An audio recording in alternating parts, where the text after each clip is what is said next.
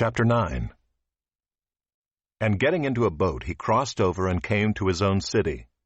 And behold, some people brought to him a paralytic, lying on a bed. And when Jesus saw their faith, he said to the paralytic, "Take heart, my son, your sins are forgiven." And behold, some of the scribes said to themselves, "This man is blaspheming." But Jesus, knowing their thoughts, said, "Why do you think evil in your hearts? For which is easier, to say, 'Your sins are forgiven,' or to say, 'Rise and walk'?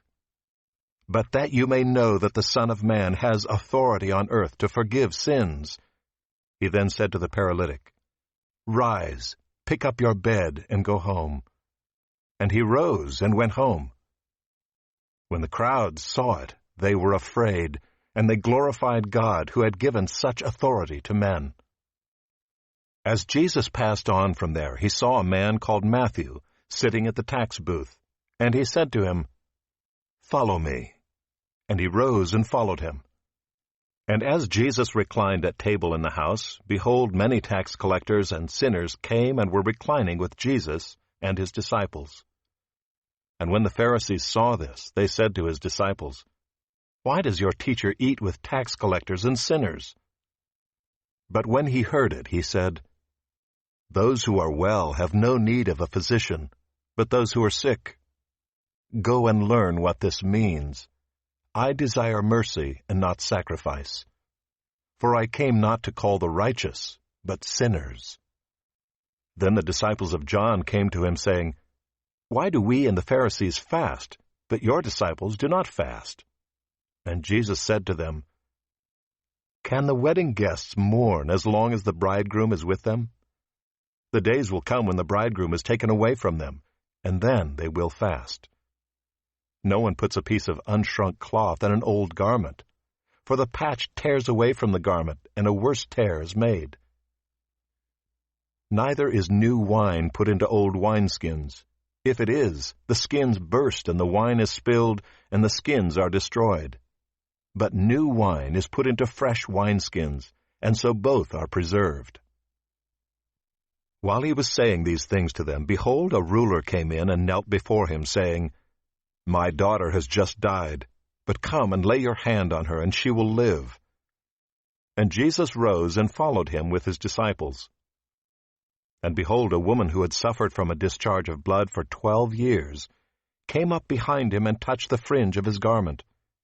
For she said to herself, "If I only touch his garment, I will be made well." Jesus turned, and seeing her, he said, "Take heart, daughter, your faith has made you well." And instantly the woman was made well. And when Jesus came to the ruler's house and saw the flute players and the crowd making a commotion, he said, "Go away, for the girl is not dead, but sleeping." And they laughed at him. But when the crowd had been put outside, he went in and took her by the hand, and the girl arose. And the report of this went through all that district. And as Jesus passed on from there, 2 blind men followed him, crying aloud, "Have mercy on us, Son of David." When he entered the house, the blind men came to him, and Jesus said to them, "Do you believe that I am able to do this?" They said to him, "Yes, Lord." Then he touched their eyes, saying, "According to your faith be it done to you." And their eyes were opened, and Jesus sternly warned them, "See that no one knows about it." But they went away and spread his fame through all that district. As they were going away, behold, a demon-oppressed man who was mute was brought to him. And when the demon had been cast out, the mute man spoke. And the crowds marveled, saying, "Never was anything like this seen in Israel." But the Pharisees said, "He casts out demons by the prince of demons." And Jesus went throughout all the cities and villages, teaching in their synagogues, and proclaiming the gospel of the kingdom, and healing every disease and every affliction.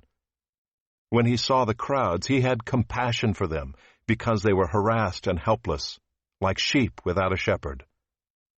Then he said to his disciples, "The harvest is plentiful, but the laborers are few.